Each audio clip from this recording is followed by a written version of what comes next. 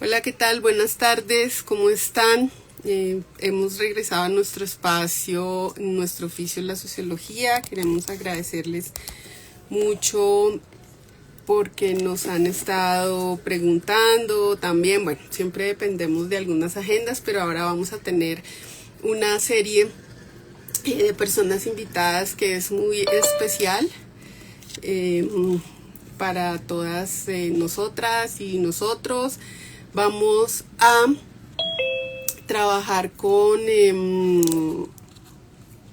o más bien vamos a conversar con personas que son sociólogas, pero que tienen otras áreas eh, también de ejercicio, no sé, desarrollo. Ya Tania ahorita nos ayudará como a ver exactamente cómo nombrarlo. Entonces, hoy tenemos a una compañera que ya ella va a presentar todo lo que hace. Tania es escritora también, entonces vamos a trabajar sobre esa línea. Vamos a invitar también a un compañero que se dedica a la comedia. Dentro de 8 días vamos a tener ese sociólogo también, y dentro de 15, en la segunda semana de noviembre, vamos a tener a una socióloga que es música. Y entonces o es música y es socióloga. Bueno, es decir, acá vamos a ver cómo es. Lo que hemos querido también, como ustedes saben, es que exploremos todo este campo de la sociología, de qué es y qué es lo que podemos hacer, en dónde nos podemos mover, pero sobre todo también lo que queremos nos abre y nos permite muchos espacios. No nos lo cierra, quizá como en algunos, a veces en algunos espacios de formación pareciera que nos quieren decir es para esto y solo para esto. Entonces, me parece que estas posibilidades que nos van a contar también nos abren. Tania, ya te invité en tu Instagram.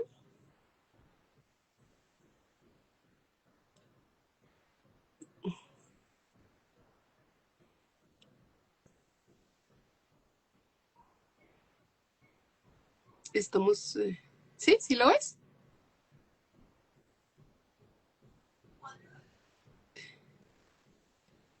Ya pues, pero no has entrado, ¿cierto? Bueno, estamos esperando a... Hola, gracias a quienes se van uniendo. Listo. Ay, ¿por qué? Pasa algo. Ya te vuelvo a llamar. Me sale que no te puedes unir. ¿Será que pusiste que no? A ver, otra vez.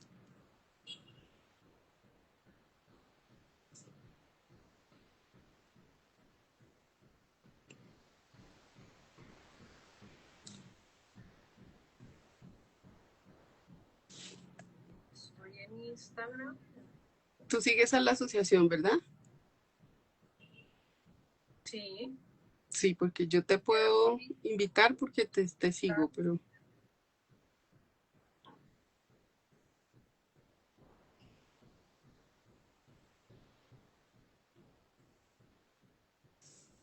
dice que, pero dice enviar una solicitud para estar en el video en vivo y ya ujú, la envié. pero no te... listo.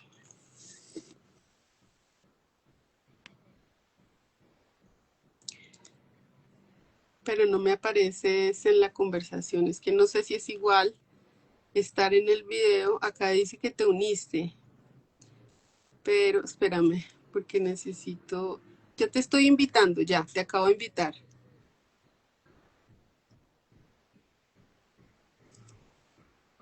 Vale, creo que ya. Ahora sí, listo.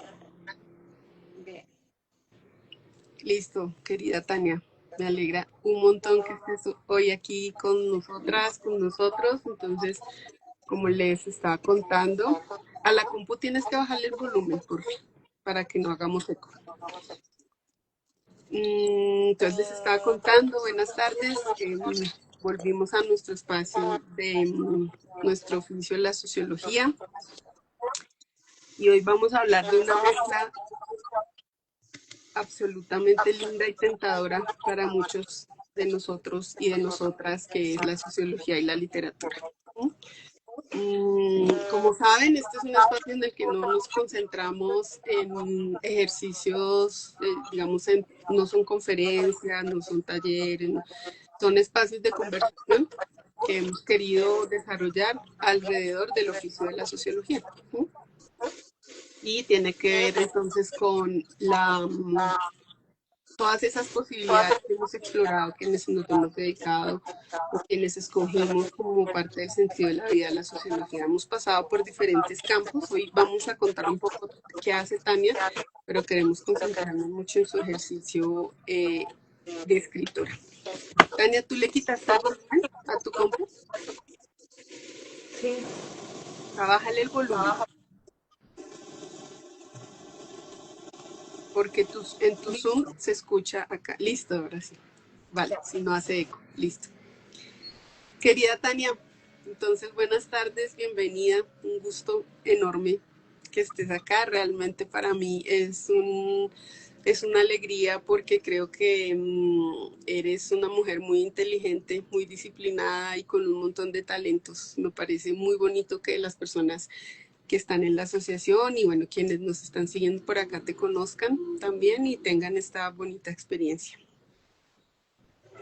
Bien, bueno, pues muchas gracias y muchas gracias por la invitación, porque eh, a veces en medio de la academia como que también es importante darle espacio a estas otras maneras de ver, de leer y de escribir el mundo, ¿no? Que para los sociólogos y las sociólogas es importante, ¿no? Nosotros, yo digo que nunca salimos de trabajar, siempre estamos ahí como en modo etnográfico. Entonces, qué bueno también poder compartir esa faceta. Claro que sí, Tania. Lo primero es que por favor te presentes lo que nos quieras contar y te presentes para quienes nos están viendo. Bueno, mi nombre es Tania Meneses, eh, mamá,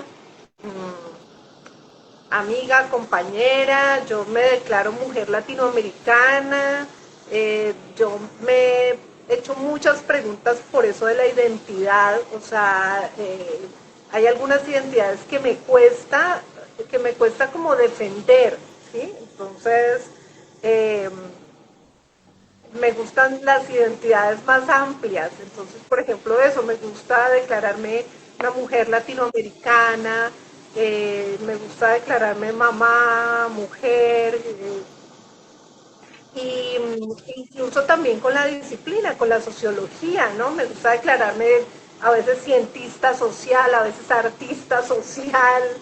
Eh, entonces, en ese camino de vida, yo llegué en el año 94, en el año 93, entré a la Universidad Nacional y la misma semana que leí en el periódico que había pasado a la Nacional, que para las clases medias en Bogotá y las clases populares pues es una noticia que no es una noticia menor. Yo soy la primera profesional en mi familia, mis papás son de campesinos ubicados en Bogotá, dedicados al transporte público. Yo a veces pienso que mi espíritu de contar historias, incluso de pensar en la sociología como profesión, nació de acompañar a mi papá los domingos a cobrar en la buseta que él tenía y ahí empezar a decir, wow, ¿yo qué hago con todo eso que estoy viendo desde muy pequeña, ¿no? Eh, y de empezar a acumular historias visuales y preguntas. Entonces, en el año 93 inició el programa de sociología en la Nacional. Antes había intentado estudiar ingeniería electrónica porque yo salgo del colegio muy pequeña. Y la noticia de caso temprano también me hace tomar una decisión, porque yo dije, uy, sí, va muy bien, a mí siempre me ha gustado estudiar mucho, entonces como que ingeniería y sociología, y con el pasar del tiempo veo que sigue teniendo sentido, o sea, que yo no he dejado ese, digamos, ese interés por la tecnología, eh, y entonces termino de, digamos, no continúo en la distrital, y continué a estudiar sociología. Y estamos hablando de los años 80. Bueno, no siempre dice que su época la más álgida, porque todas las épocas son álgidas. Y en el 98 me graduó, fui cosa también porque ya era mamá, trabajaba, y empiezo como muy dedicada a una sociología de intervención comunitaria, empiezo a trabajar con la alcaldía mayor de Bogotá, y ahí sigo encontrándome con historias. Incluso pues ahora más adelante les voy a contar como el libro más reciente que es un libro de cuentos. Algunos cuentos, digamos, nacen allí, los escucho allí, y se quedan guardados, y luego los ficciono para convertirlos en cuento. Pero siempre estuvo como presente ese interés de contar, que no fuera solamente desde la disciplina, que no tuviera las limitaciones de la ciencia, porque la ciencia también es camisa de fuerza. Y en ese recorrido pues soy o he hecho muchas cosas, ¿no? Uno siempre es muy diverso en sus personalidades, en su vida. Entonces, por eso tan larga mi...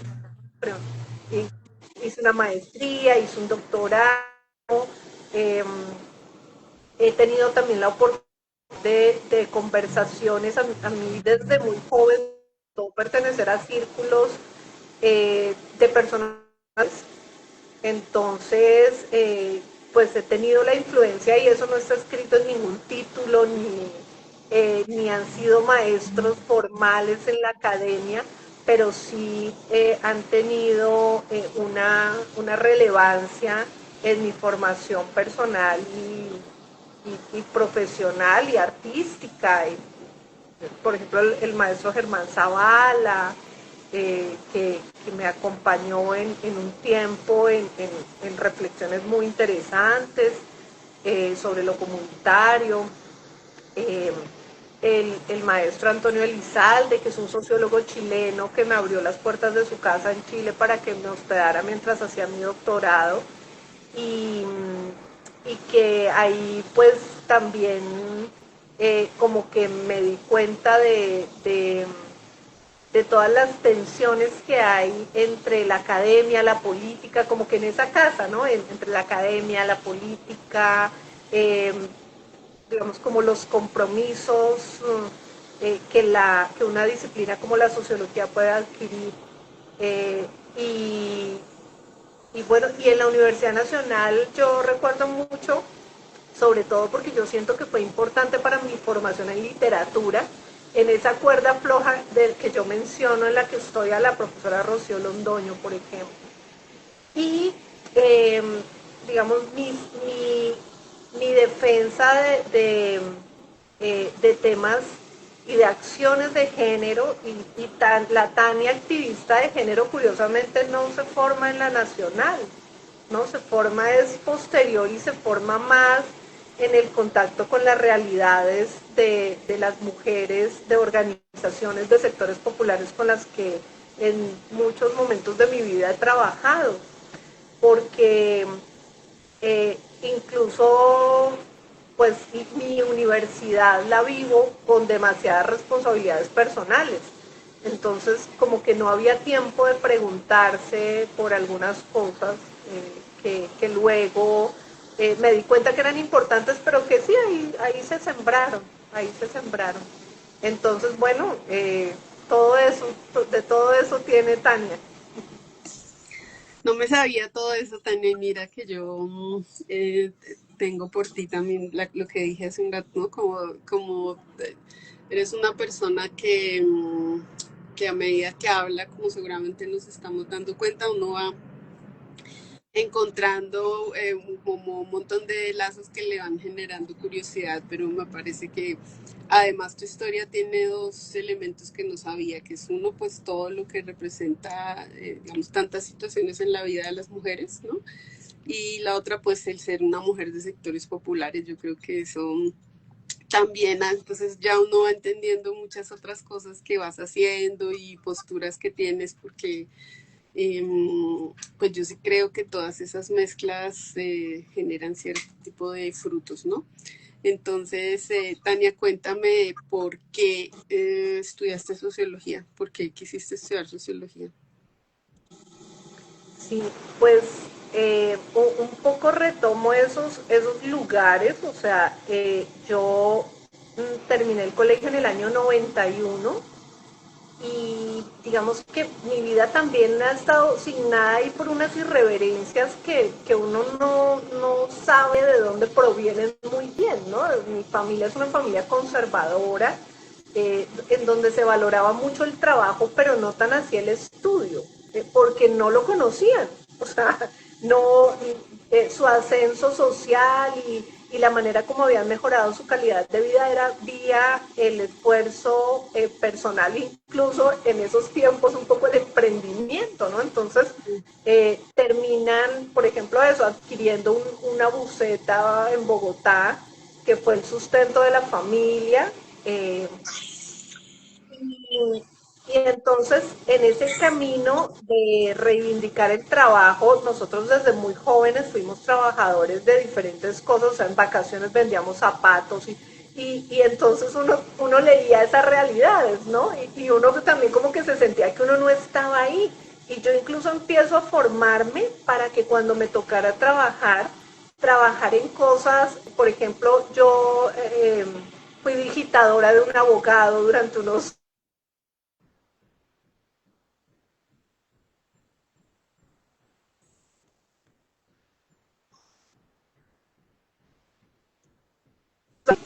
como en mandados, eh, porque yo misma empecé a pensar que incluso el estudio no era un lugar para mí. Y pues luego encuentro en que sí yo me debía como pelear en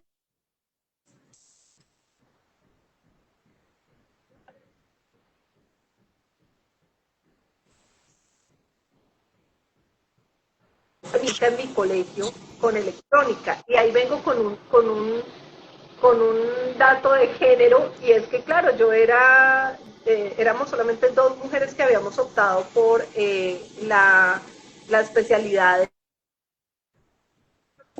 Tania, regálame un segundo que se me está yendo la señal, o sea, en Instagram se me va tu... Eh, ¿Te escuchas? Se me va sí, la... Espérame un segundo. Repíteme, porfa, desde que dijiste lo de digitadora, por favor, qué pena contigo. Es que se empezó acá como a medio entrar. En Zoom sí funciona, pero acá no sé por qué se me... Pero, algo, pues era un ¿listo? problema en la conexión. Sí, Ya. dale, dale, pero ya, qué pena. Cuéntanos otra Okay. vez, perdona. Eh, bueno, digamos, en ese camino me tocó encontrar la ruta para estudiar, ¿sí? Y gestionarla de manera autónoma. eh, y pues como un poco casualidades, un amigo deja el formulario de la Nacional en mi casa y nunca lo usa, y yo lo llamo antes a preguntarle si lo iba a usar o no, y me dice que no, que ya no se va a presentar. Y yo estaba en la distrital estudiando ingeniería electrónica, y yo digo, ay, yo me quiero presentar, como también era como un reto todo este tema. En la Nacional no había electrónica y yo por eso no me había presentado allí. Entonces, y claro, y la ingeniería para mí representaba era como el ascenso social, que podía ganar bien, o sea, todas esas razones con las que la gente elige carreras, eh, y que había terminado en el colegio la modalidad de electrónica. Y allí ya me había empezado a preguntar, ¿y por qué somos tan poquitas las mujeres que nos gusta la tecnología? ¿Y por qué tan difícil el acceso? Y lo mismo, en la distrital solo éramos 3 mujeres, o sea, ahí habían unas brechas de género importantes que en ese momento yo no sabía ponerles nombre. Y cuando lleno el formulario para la nacional, yo digo, bueno, ¿qué estudiaría yo solamente por gusto? Sin que medien todas esas razones que yo quería trabajar, para que tener unas mejores opciones. Y entonces yo elijo sociología o antropología. Por esta, digamos, porque siempre yo de niña fui voluntaria de la Cruz Roja, de niña y adolescente, entonces también tenía como esa disposición del servicio social, y cuando paso a sociología, pero también me entero que estoy embarazada, entonces tengo que decidir. Y en la inducción, que estas son razones a veces instrumentales, pero que terminan siendo la vida de uno, en la inducción de la nacional yo todavía tenía dudas. Bueno, yo voy a continuar por aquí o me quedo en la distrital. Y en la inducción de la nacional nos muestran las posibilidades que yo tenía para criar a mi hijo estudiando en la Universidad Nacional, que no estaban en la distrital, y yo decido pues que voy a tener mi hijo y que voy a gestionar esos apoyos que la universidad brindaba para las mamás. Y efectivamente lo hago. Entonces mi hijo tuvo guardería, yo tuve préstamo beca, y eso hizo posible que yo, siendo mamá adolescente, tenía 17 años, pudiese sacar mi carrera adelante, y pues tuviera también la oportunidad incluso de compartir con mi hijo en el campus. No tenía que dejarlo al cuidado de las abuelas todo el día, sino que yo iba, almorzaba con él, regresaba a la universidad, tomaba clases, al final del día iba y lo recogía, y todo eso terminó siendo muy importante, pues en esos otros roles que uno tiene que asumir en la vida. Y eso también de manera posterior determinó mi interés por trabajar con mujeres. No, digamos, nada de la historia de vida de uno es como al azar, y si uno se da cuenta como de unas cronologías, de unos intereses, uno termina pues generando ahí los que pueden explicar cosas. Y hoy, ya hoy, cuando exactamente, cuando ves hacia allá, em, ¿cómo ves el hecho de haber escogido la sociología sobre la ingeniería? No, pues, por ejemplo, a mí me gusta, digamos, a mí el pensamiento sistémico es un lugar de comprensión para mí. Eh, y, esa comprensión del pensamiento sistémico hace parte de mi formación anterior. Digamos que ahí como que uno ubica también como su estructura cognitiva en una interdisciplina que te exige la sociología. Y bueno, yo por ejemplo he escrito artículos con colegas ingenieros, porque una de mis campos de interés y de investigación es la cibercultura.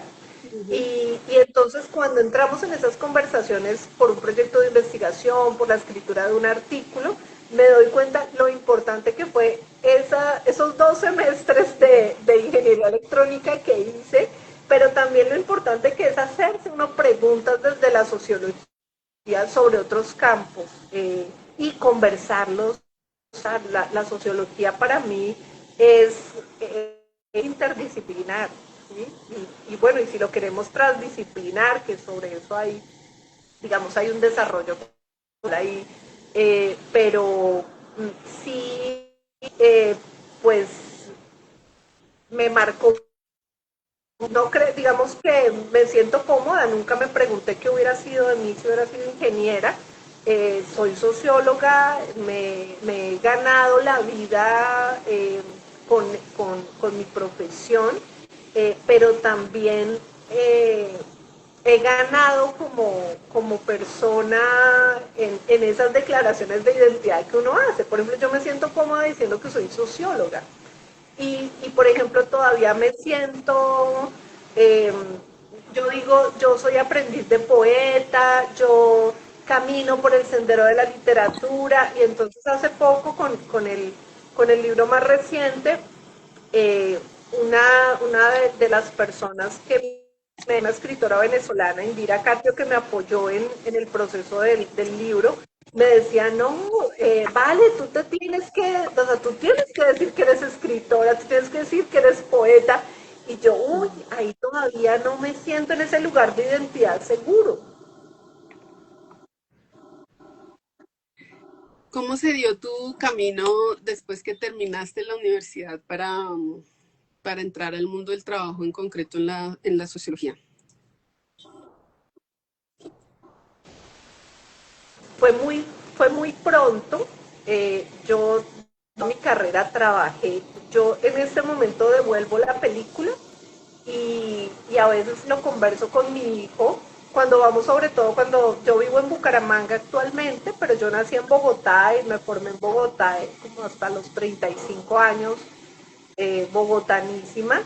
Y cuando vamos a visitar a la abuela, que vive en un barrio popular cerca del Quiroga, en el Bravo Páez, y yo le digo a mi hijo, o sea, yo caminaba con el cargador contigo encima hasta la carrera 30 y cogía un bus que me dejaba también en la 30 y tenía que caminar otro tramo.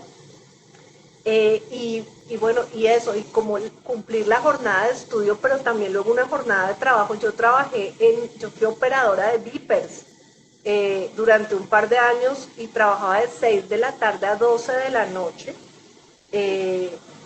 O sea, era una cosa loquísima que yo no sé cómo la hice. Tal vez por eso ahora el cansancio de desear una pausa importante y de irla construyendo también.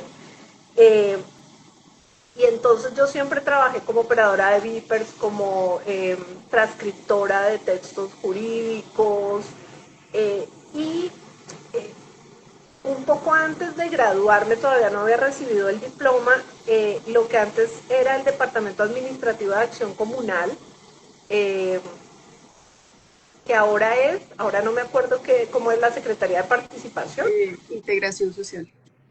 de Integración Social, sacó una convocatoria grandísima para un proyecto, para unos proyectos que en ese momento la alcaldía desarrollaba, que era obras con saldo pedagógico, acciones para la convivencia, y de esos proyectos me llaman y yo recién egresada empiezo a trabajar allí en la alcaldía, y allí estuve como 5 años trabajando con el Departamento de Acción Comunal.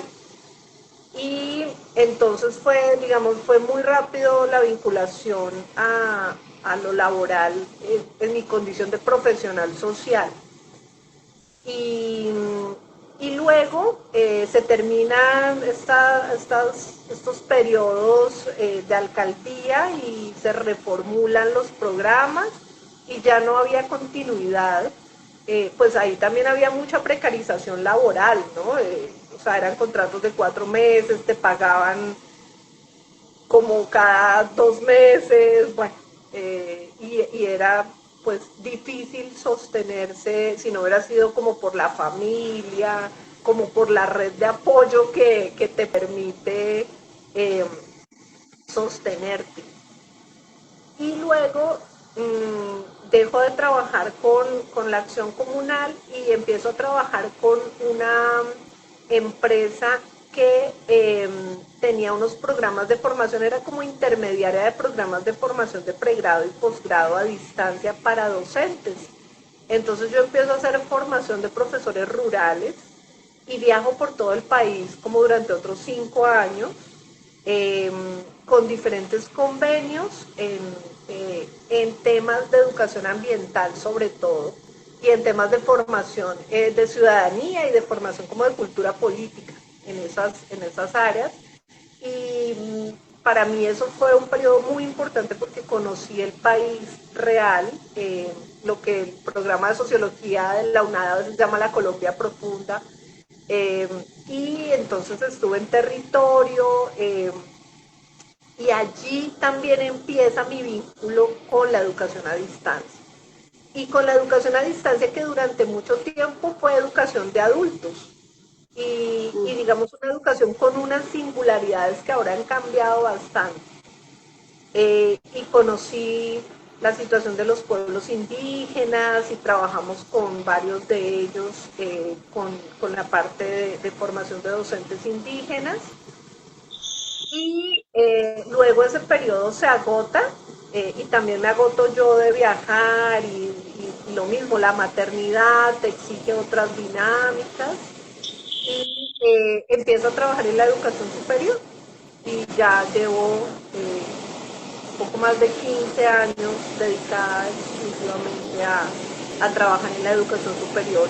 He trabajado en la educación presencial, pero sobre todo en la educación a distancia. Tania, cerca tuyo hay viento, o hay un No, ventilador o algo así, ¿no? no. Se escucha como viento allí en un, bueno. Bueno, entonces por acá ya te están escribiendo, Indira precisamente te está escribiendo, está diciendo, te obligué a decir que eras poeta y escritora, si ejerces la sociología eres socióloga, si ejerces la narración eres narradora, si ejerces la poesía eres poeta. Lo que pasa es que una parece no tener un diploma por ser escritora, pero los libros lo son, más o menos. Y un compañero, no compañera, María José Ortega te escribe, mujer emprendedora, mis felicitaciones. Y estás recibiendo ahí varios eh, aplausos por tu historia. Entonces cuéntanos, Tania, cómo llegaste a escribir, cómo empezaste a escribir, cómo empieza sobre, o sea, cómo es de todo. A mí siempre me ha parecido que la escritura es una exploración que también le permite mostrar a uno ciertas cosas y que, por ejemplo, en la sociología es algo muy particular porque muchas veces, si no todas, nos formamos en universidades que no nos permiten escribir como queremos, ¿no? Y empiezan como a cuadricularnos ciertas formas de escritura. Hay quienes logran escribir a través de eso y otras que tal vez toman como una cierta, digámoslo así, como mamera también de hacerlo porque se vuelve un ejercicio muy condicionado, ¿no? Muy poco libre, digamos.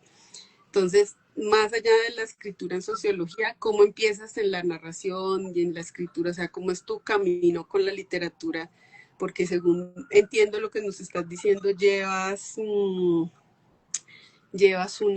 ya varios libros. Entonces, cuéntanos cómo empiezas allí. Sí, pues yo creo que la escritura y la poesía siempre ahí y, en algo yo estaba como en un taller de estos talleres de trabajo personal y, y entonces trabajando en talentos, ¿no? Como cuáles son los talentos de los que uno dispone. Y la tallerista hizo alguna pregunta que en este momento no recuerdo cuál fue, pero era un poco como pensarnos de lo que no nos cuesta trabajo, que no hemos heredado, que no, o sea, que es totalmente nuestro, ¿no? Y entonces yo decía la lectura, porque lo mismo, vuelvo, en mi casa era una casa donde no habían libros, donde no hubo todo este tema que uno luego se hizo con los hijos y ahora con mis sobrinas y eh, de, eh, de facilitar libros, de generar, y ahora incluso, bueno, muchos lugares en las ciudades, en los parques, tú te encuentras con un ejercicio de promoción de la lectura que me parece muy positivo, incluso yo lo hago también cuando participo en algunos espacios. Y yo siempre buscaba las bibliotecas, ¿no? Desde niña, la biblioteca Luis Ángel Arango también para mí representa un lugar de posibilidades, que me abrió posibilidades. Mi familia empezó a vivir en el centro de la ciudad y era el lugar de decirle a mi mamá, déjame la biblioteca porque tengo tareas y aquí no hay libros para hacer las tareas, pero era que a mí el lugar me gustaba, todo, las sillas, ver tantos libros, los olores, todo, irme al último piso a comerme un chocorramo, eh, todo era una aventura de ir a la biblioteca.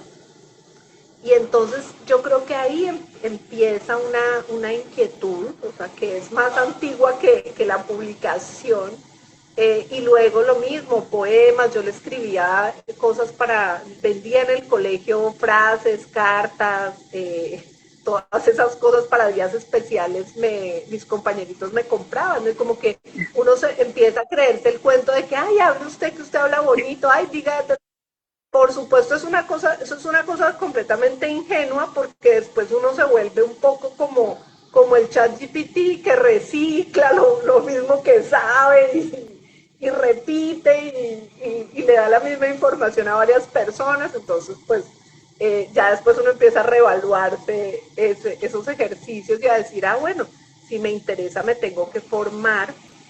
Eh, y, y, bueno, durante toda mi vida yo le he dejado como en segundo lugar a la literatura, muy de los textos en el cajón, las cosas para las amigas o para un momento especial, o escribir algo de modo catarsis como medicina. Y curiosamente, que no sé si es el lugar del ego también el que lo hace movilizar a uno, eh, en algunos momentos de mi vida yo he participado en concursos de escritura. Entonces recuerdo uno que lo hizo El Espectador y había que escribir sobre el día domingo. Y uno tenía que comprar el periódico del domingo, y en una parte del periódico estaba la hoja en la que uno debía escribir a mano y ir y entregarlo a la sede del Espectador en la 68. Máximo uno podía entregar 3 ejemplares. Y yo hice el ejercicio, pero además me elaboré 2 cuentos así súper elaborados y craneados. Yo me acuerdo que uno era sobre un señor de una papelería donde uno iba a comprar todo lo que necesitaba para el colegio, y él era una persona mayor y siempre llamaba al hijo, que el hijo tenía unas características pues muy particulares, que se llamaba Rito. Entonces uno siempre entraba a la papelería y él apenas entraba un cliente empezaba Rito, Rito, y yo quería escribir el cuento sobre Rito y lo escribí, pues ficcioné, y como que lo hice muy, muy formal, ¿no? Y otro cuento que ahorita no me acuerdo exactamente sobre qué era. Y el tercero, un día antes, yo dije, ay, me quedó, y claro, yo tenía una hoja de más por si dañaba la hoja, y me quedó una hoja libre, y yo dije, voy a escribir.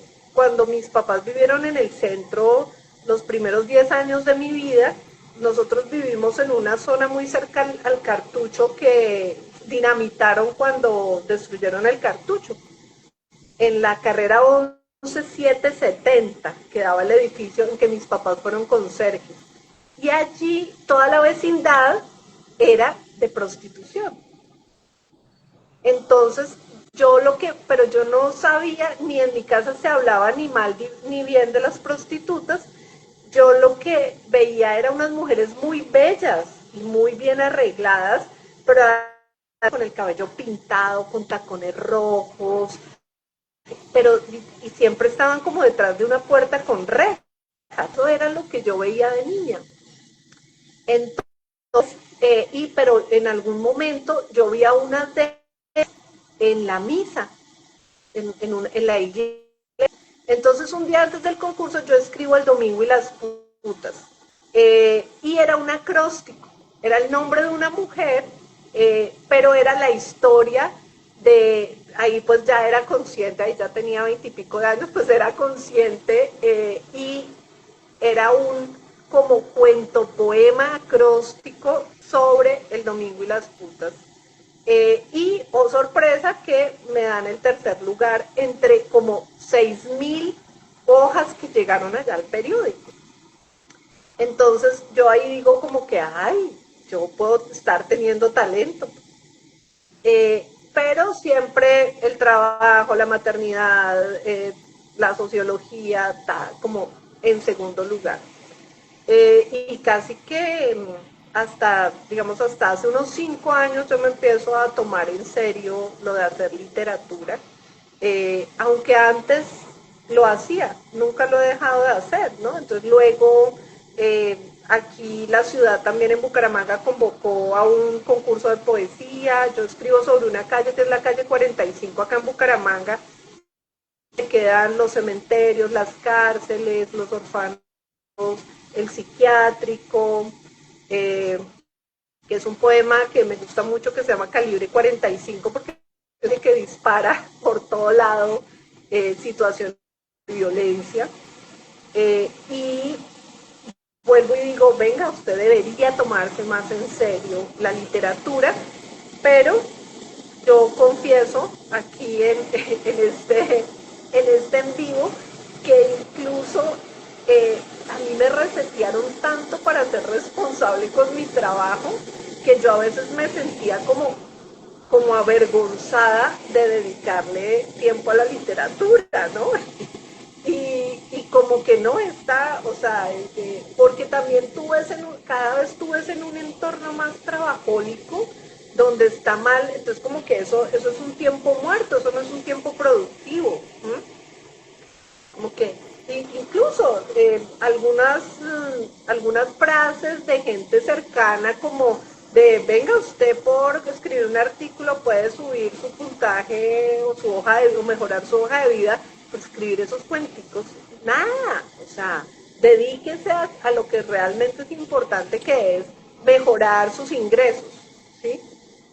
Y entonces en esa cuerda floja, por eso a veces me presento así como entre la cuerda floja entre las ciencias sociales y la literatura, pues he dejado en segundo plano la literatura, hasta que hace poco dije yo, bueno, tiene sentido dedicarle más tiempo, y parte de eso fue empezar a participar en talleres de escritura, en clínicas literarias, en un club de lectura internacional que dirige Indira y que nos permite conectarnos también con otras personas que están igual que uno en procesos de creación literaria, eh, digamos sin ninguna pretensión, pero con todas las pasiones puestas allí.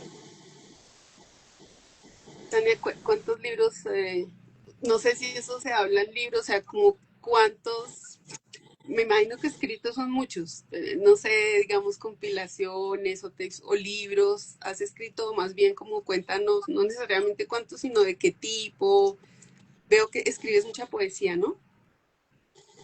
Eh, sí, digamos que yo empiezo escribiendo poesía, incluso pasarme al género de cuento fue también por una experiencia desde la sociología.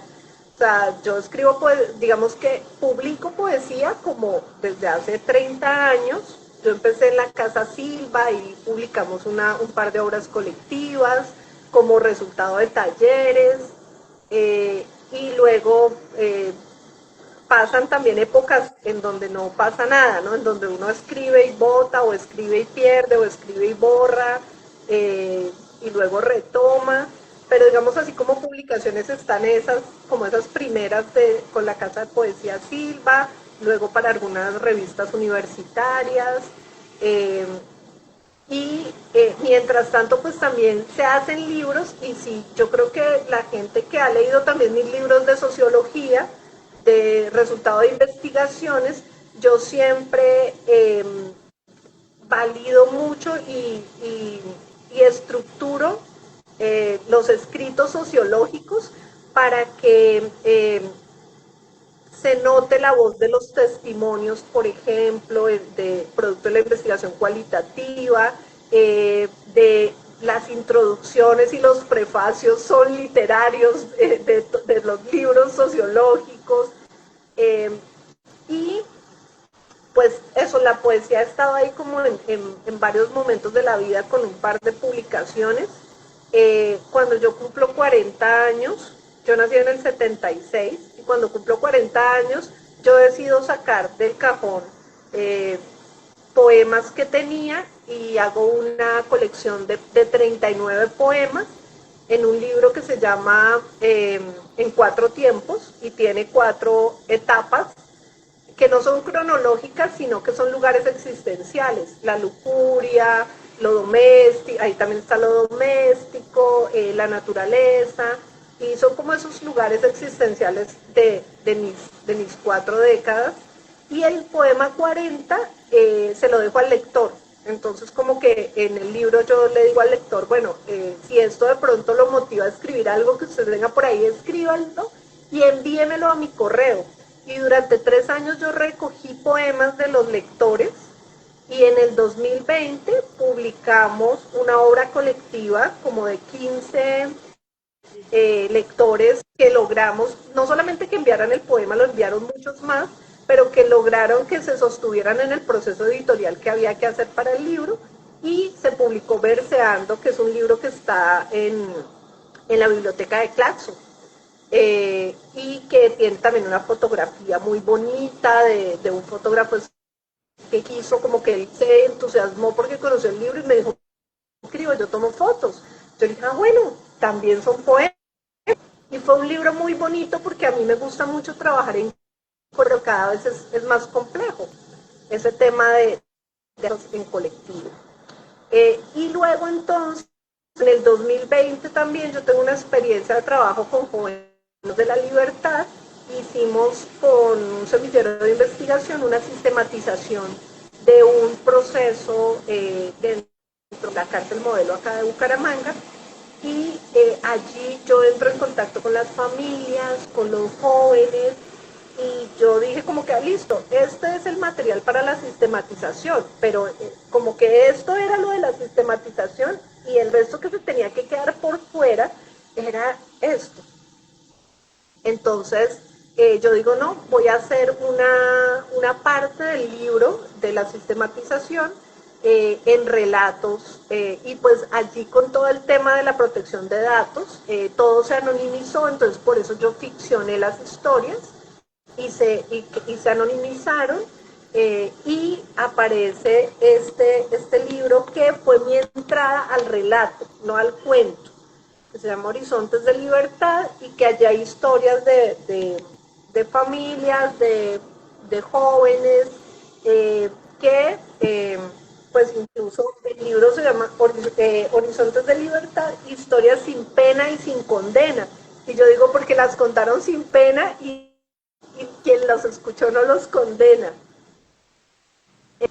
Y entonces, porque eran también historias muy de realismos mágicos, que están presentes en la literatura, ¿no? Entonces, una niña que su papá la recogía del colegio, iba a buscar sustancias a zonas peligrosas de la ciudad, y siempre iba preguntando por la moña. O sea, siempre estaba comprando la moña, y la niña siempre guardaba la ilusión de que fuera una moña para su cabello que su papá le quería regalar. Y entonces ella se da cuenta 10 años después qué significaba la moña. Y entonces, por ejemplo, como esas historias así, pues entonces empiezo a elaborar ese tipo de relatos y digo, ay, a mí me gusta que eso que queda a veces de la investigación cualitativa, como el detrás de cámaras, es un material con mucho potencial para contar historias que además necesitan ser contadas, o sea, son voces que nos ayudan a comprender, pero además sin un poco sin los límites de la ciencia, pero también con la bondad de la vida misma de la gente, nos ayudan a comprender qué es lo que está pasando en el mundo. Entonces, eso me motiva muchísimo, y yo soy una contadora de historias y una recolectora de historias también aquí en mi cabeza. Entonces empiezo yo a querer construir con algunos relatos que yo desde hace muchos años había dicho, esta historia debería contarse, y que pues yo en las presentaciones que he hecho del libro, que es el último, no, el más reciente, que es Los Asuntos Domésticos, pues yo digo, todas las historias tienen un lugar de realidad, pero ese lugar de realidad yo después lo construyo, le doy un lugar literario, y pues se construye una historia que tiene otras particularidades como cuento. Y yo siento que incluso pues la sociología sí me da muchos elementos de observación, de análisis, de relación, digamos, de mi relación como quien observa y lo observado, y los dos libros, el de Horizontes de Libertad, pues es digamos, comparte casa. En el mismo libro está la sistematización y los relatos. Y en asuntos domésticos también aparece la sociología porque son 13 cuentos y entre cada cuento está una teoría de género que le pone un nombre desde las ciencias sociales a eso que se vive en los espacios privados de las personas. Entonces, sí siento que ya se me hace imposible como dejar de hacer al tiempo literatura y sociología. Precisamente te iba a preguntar que si la sociología te había dado algo para la literatura. No, yo creo que mucho, mucho. Sí, yo sí me siento muy habitada por la sociología. Eh, y, y claro, digamos, todo mi proceso de formación también en la disciplina y luego, digamos que a veces uno se encuentra como con reniegos frente a la educación formal, ¿no? Como que, y cada vez también más en crisis la educación formal, pero finalmente como yo soy una buena estudiante, entonces sí, los posgrados que he hecho, pues han sido como oportunidades también de leer realidades y terminan aportando en el ejercicio de la literatura. Tania, acá hay un compañero, Daniel, y quiere preguntarte qué le recomiendas para empezar a escribir. Y hay una compañera que te dice, ejemplo de perseverancia y resistencia, qué linda historia que impacta a la sociedad. Y el profesor Edgar Rey también te manda el mensaje que es una historia súper linda. ¿Qué le cuentas a Daniel? ¿Qué le dirías a Daniel? Bueno, no, pues muchas gracias por esta interacción eh, que no, pues que, bueno, dentro de todo lo que me faltó por contar también de impacto a lo que soy es la montaña. Yo soy una caminante desde hace muchos años y, y pues a uno cuando sube montañas le dicen, o sea, para arriba es para arriba, o sea, se sube subiendo. Entonces, y ahora uno siente que es ¿no? Y que incluso pues se juegan parecidas, ¿no? O sea, el cansancio, el yo vine, pero quién me mandó, pero sí, yo estaba caliente,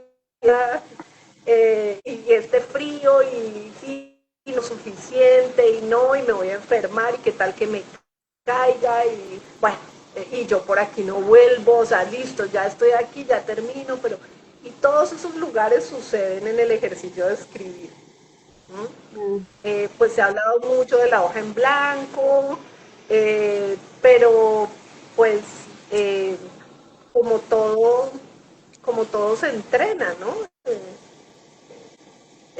Mi hijo estudia cultura física y el otro día me decía como que el otro día yo le estaba hablando de mi cansancio y entonces me decía, ah, no, uno cuando va en una maratón y va en el kilómetro 8 y se cansa, uno no piensa que ya corrió 8 kilómetros y por eso está cansado, ¿no? Uno piensa es en que tiene que...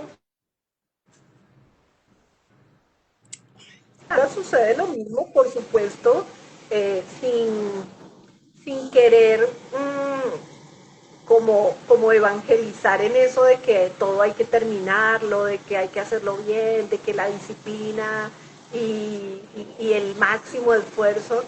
No, yo a estas alturas, después de haber trabajado bastante, después digamos, de ejercer varios roles, que no soy la única, o sea, el lugar de lo femenino es ese ejercicio de múltiples roles y de además apostarla todo en los roles, eh, pues también yo me la voy más por un camino del goce, por un camino de la pausa y de inventarnos además cómo hacerlo, ¿no? En un mundo que siempre nos está exigiendo.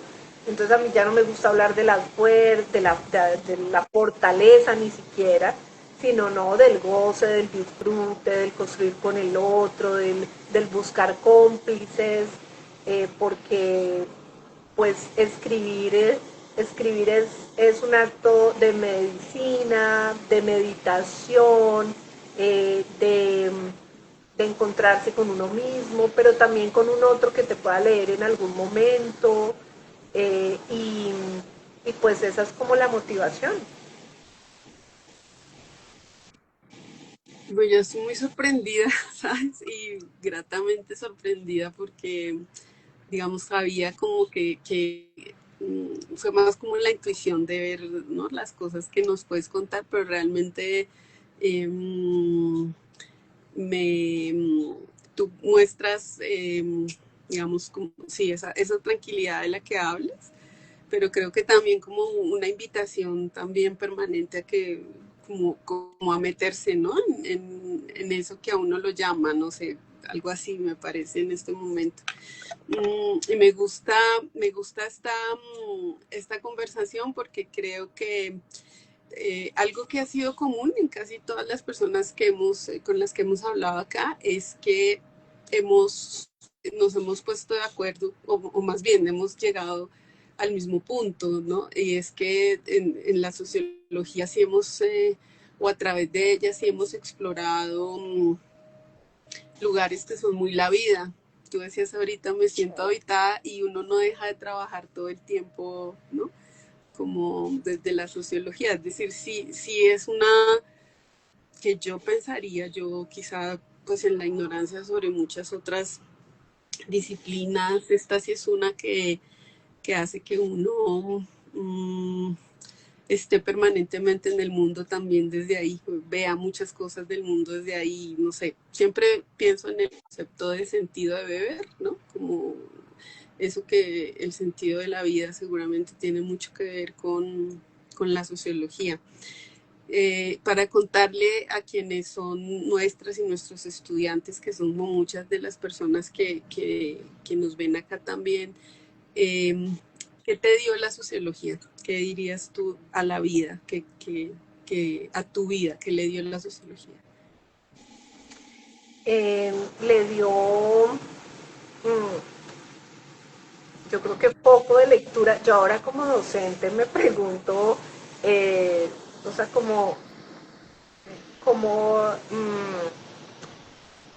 sí, es, digamos, esta nueva manera de aprender, ¿no? O no sé si nueva, ¿no? Pero estas formas de aprender también más desde las superficies, desde la velocidad, bueno, desde lo líquido. Eh, y digamos que no sé si exactamente la sociología o incluso la universidad, que yo también, digamos, le tengo mucho cariño a la Universidad Nacional como institución, eh, que, que me comprometió, digamos, como un compromiso eh, con eso que uno dice que es, con eso que uno dice que va a representar como profesional. Eso me dio la sociología, me dio eh, esa capacidad de moverme en lo interdisciplinar, eh, me enseñó a hacerme buenas preguntas, que eso es muy importante incluso ahora para hacer buen uso de la inteligencia artificial, tener una estructura cognitiva que sabe construir preguntas es fundamental. Y yo siento que eso me lo dio la sociología. La capacidad sí, de desarrollar como, o de ver relaciones desde la complejidad, ¿no? Muchas, yo no sé, me quedaría enumerando muchas pequeñas cosas que me dio mi formación como socióloga. ¿Tú qué crees? O sea, ¿qué nos dirías?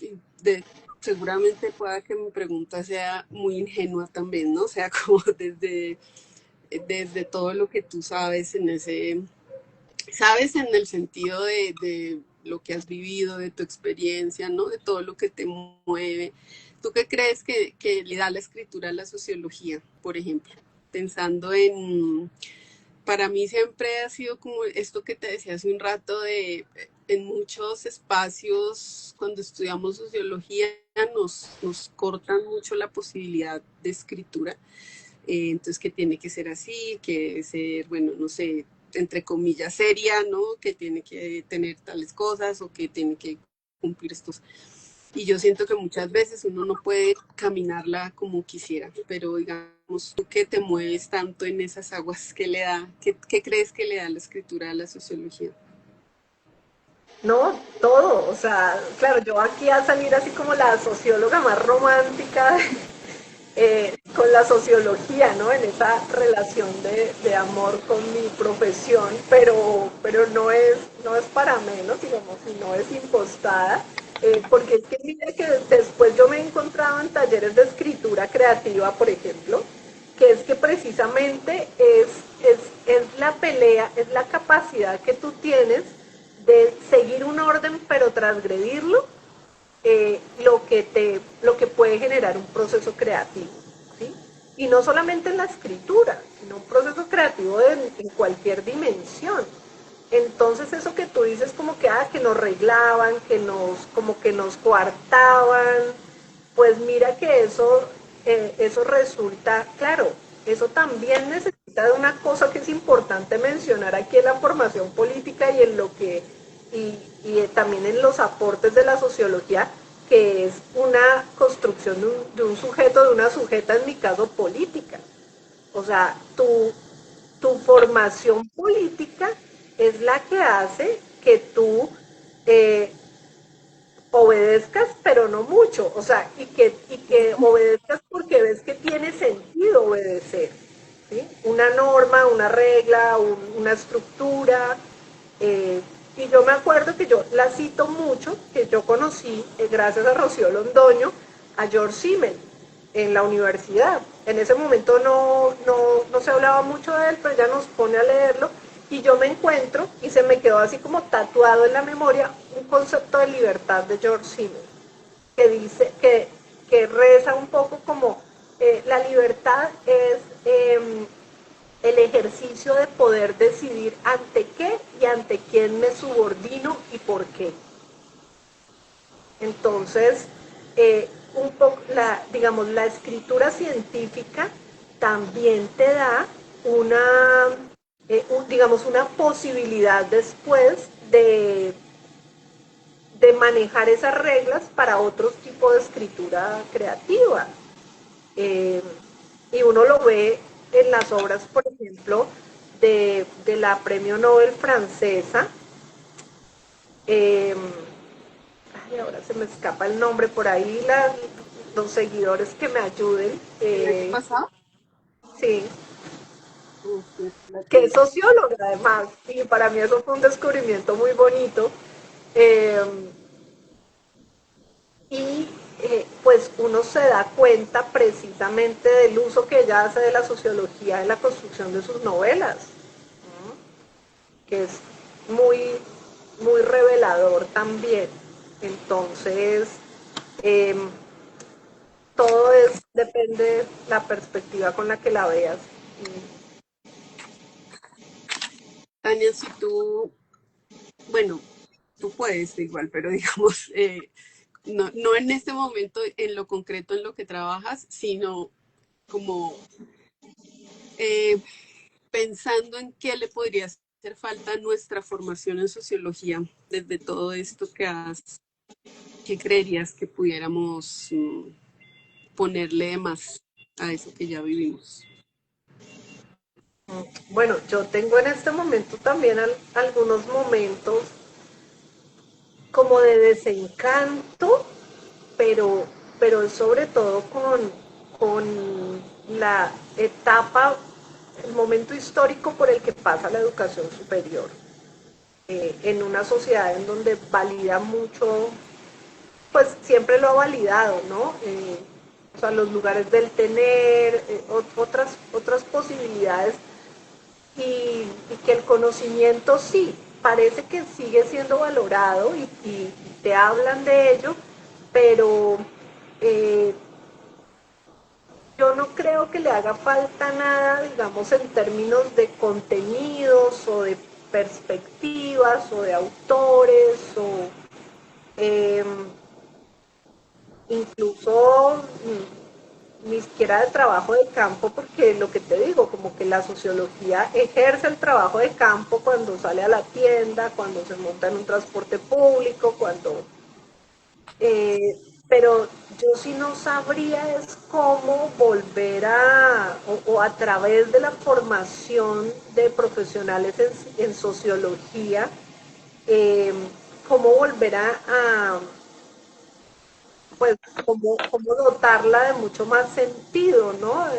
O sea, de que las personas que se están formando en la disciplina eh, no sepan, sino que sientan qué es lo que están haciendo. O sea, que sepan y sientan qué es lo que están haciendo. ¿Sí? ¿Y por qué? O sea, eh, claro, todavía hay generaciones que militan políticamente, que ese fue como un signo también de la sociología en la historia de la disciplina, que eso le daba como, yo creo que le hace falta el juego. Si hay una palabra más que contenido, aplicación o metodología, no. Eh, yo creo que, y no solamente a la formación de sociólogos y sociólogas en la UNAD, sino en general, eh, les hace falta fuego.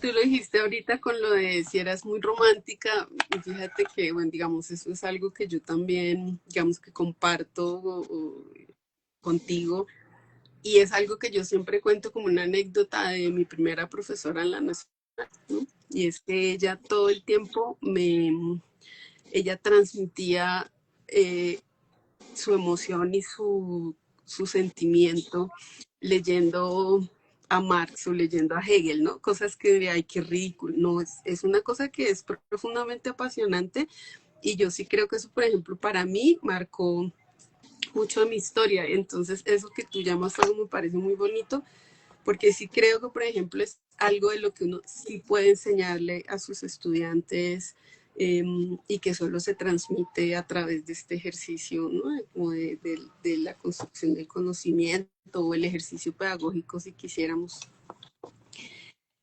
Y yo quería, bueno, discúlpame si es muy cliché o algo, pero no sé si nos quieras compartir algo de lo que tienes o si no, recomendarnos, bueno, algo que nos quieras compartir, bien sea el título del libro o quizá algo que ya escribiste, no sé, lo que tú quisieras, pero te quería, acá también te escribe, se llama José Guarnizo y dice, es muy interesante la historia de vida, profesora Tania, muy agradable escucharla y conocer su relato, felicitaciones. Gracias, Está muy gracias. aclamada, tenemos muchos aplausos y corazoncitos en este día. Eh, ya abriría ahí este momentico para ver si quieres compartir o que quisieras compartirnos ya desde tu lindo estilo.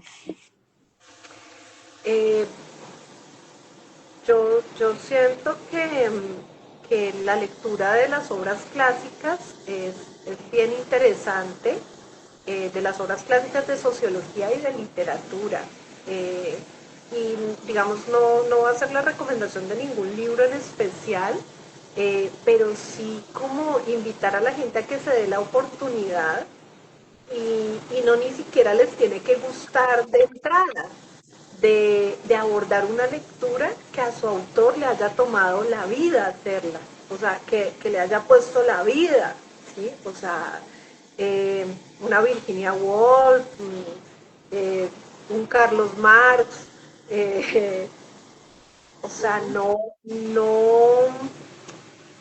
fue un trabajo que les encargaron, ¿sí? No fue los resultados de un proyecto de investigación, no, pusieron su vida escribiendo lo que escribieron y yo creo que en algún momento sentarse o meter en el bolso o debajo del brazo uno de estos libros y llevárselo a todos lados y comprenderlo y leerlo incluso con el remilgo que a veces a uno le produce leer cosas que uno como que no entiende de entrada y como que pues me parece que es una oportunidad que todos nos deberíamos dar. Y lo mismo, pues como todos y todas hemos estado tan formados en escrituras masculinas, pues la oportunidad de leer mujeres, pues también, ¿sí? Pues a mí que me lean, por favor. También una invitación el 18 de noviembre, el martes 18 de noviembre, vamos a estar en Librería Matorral, en La Macarena, en la sede de La Macarena, presentando el libro Asuntos Domésticos, por eso no hago mucha, no explico más del libro para que ojalá nos acompañen en un conversatorio ahí súper sabroso, con cafecito, en un lugar también de Bogotá y en una librería que tiene una historia muy interesante en la ciudad. Entonces, sí, mi recomendación sería más genérica y es leamos obras de personas, de seres humanos que le pusieron su vida a construir esos textos y leamos narrativas escritas por mujeres o también por disidencias y personas diversas, de diversidad de género, porque ahí se están planteando unas preguntas que de pronto antes no nos hacíamos. Uy, yo por ejemplo me traje este texto eh, de, eh, de Sandy Stone y no la conocía y resulta que pues plantea todo el tema de la disrupción que hace la tecnología frente al género, cómo a través de las comunidades virtuales fue la posibilidad de que personas no binarias a nivel global se conectaran a contarse esas transiciones que estaban haciendo en su género en los años 80, 90. Y entonces todas estas lecturas como disruptivas lo que le posibilitan a uno es hacerse nuevas preguntas. Y yo creo que cuando yo digo le hace falta fuego, es que, bueno, ¿cómo encendemos esos fueguitos? Construyendo preguntas disruptivas. Preguntas que no son las preguntas que nos salen en redes sociales ni que se hacen en lo cotidiano, sino preguntas que surgen así como de la colisión, del choque de cosas. Pues querida Tania, decirte que realmente esto ha sido mucho más de lo que esperaba, muy, muy bonito, muy emocionante, qué bonita tu historia.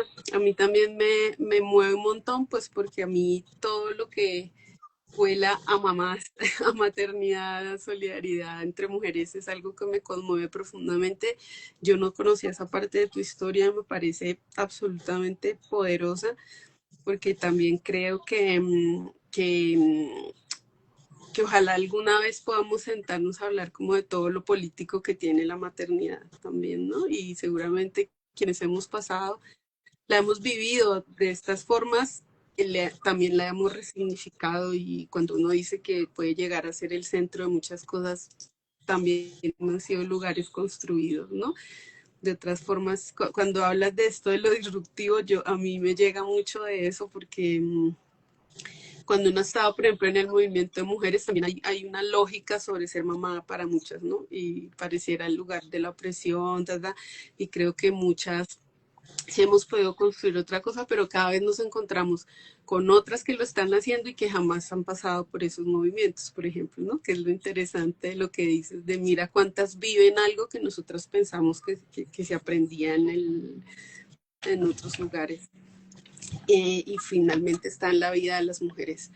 Entonces yo te agradezco un montón, realmente ha sido un espacio supremamente bonito, una energía enormemente bonita y creo que sí queda algo muy chévere frente a esta sociología que nos habita. Eso creo que esto que dices de la sociología que nos habita, la pasión por la sociología y cómo nos atraviesa la vida ha sido algo que en todas las sesiones que hemos tenido ha terminado apareciendo, ¿no? O sea, como, y esto de poder hacernos preguntas, lo del pensamiento crítico, como lo llaman ahora en algunos espacios y que quizá lo de las preguntas disruptivas, una forma como también más bonita de nombrarlo, es algo que definitivamente nos ha dejado, ¿no? La universidad o el ejercicio pues de haber pasado también por allí. Entonces, agradecerte de verdad profundamente, ha sido supremamente bonito y además, por lo menos te puedo decir para mí, muy enriquecedor también por preguntas vitales que tengo en este momento. Y yo creo que también con todo lo que nos han venido dejando por aquí, seguramente hay muchas otras personas que se han sentido llamadas. Todo el se sube subiendo, está muy bonito también, que son muchas cosas que salen de hoy. ¿No? Y yo muy orgullosa de tener una profesión que como disciplina nunca es capaz de responder la pregunta de qué es y para qué sirve. Eh, Se han escrito muchas cosas, pero yo creo que desde que empezamos a estudiar, porque incluso nuestra misma familia y las personas que conocemos a lo largo de nuestra vida siempre nos preguntan cuando uno dice que es sociólogo o socióloga, ¿y eso qué es? ¿Y eso para qué sirve? Y no ser capaz de responder esa pregunta, creo que eso tiene su magia porque quiere decir que no, esa pregunta nunca termina, ¿no? Y yo creo que eso también es como lo que nos permite seguir caminando ahí eh, en construir múltiples respuestas. Oye, sí, es una perspectiva muy bonita. Fíjate que también me parece que nos muestras en cada cosa que nos cuentas, le encuentras un lado luminoso también a lo que estás diciendo, ¿no? Mi profesora eh, que me acompañó en México, ella siempre hablaba del lado luminoso y es una cosa que me parece bonita, ¿no? Cómo encontrar el lado luminoso y tú, algo que pudiera decir es que es tan que ni siquiera se sabe qué hace, pues es al revés, ¿no? O sea, tiene tanta posibilidad que no la defines con una sola cosa y quizá la experiencia así de cada quien le permite ir definiendo de una manera mucho más poniéndole como pedacitos a eso que tú dices, ¿no? Una pregunta que nunca termina. Está muy linda, gracias. De verdad, gracias, Tania. Ha sido un espacio supremamente bonito y creo que le va a gustar mucho a todas las personas. Acá lo pueden volver a ver en Instagram y los estamos subiendo todos al canal de YouTube de la asociación porque la idea es que nuestro oficio, la sociología, se pueda convertir en una especie de programa que la asociación siga trabajando periódicamente. Y me parece que tú dijiste un montón de cosas que tienen que ver también con esta reflexión sobre el oficio de la sociología, que yo creo que está y tiene mucho que ver también con estas formas de contarla, de escribirla, de narrarla, ¿no? De mostrarla, que las vamos construyendo cada quien y puede hacer eso algo del sentipensar que andan diciendo por allí, ¿no? Y ojalá en algún momento pueda, no sé, haber una iniciativa colectiva de microcuentos o algo así de la sociología que estamos haciendo entre todos y todas.